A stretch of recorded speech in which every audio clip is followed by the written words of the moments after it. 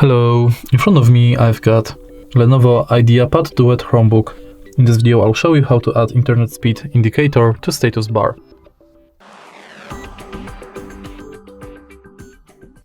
In the beginning, let's go to Play Store and search for Internet Speed Meter app. Download it.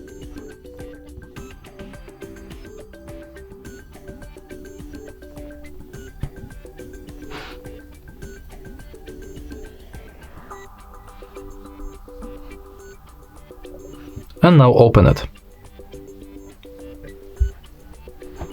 And as you can see, internet speed indicator has been added to your status bar.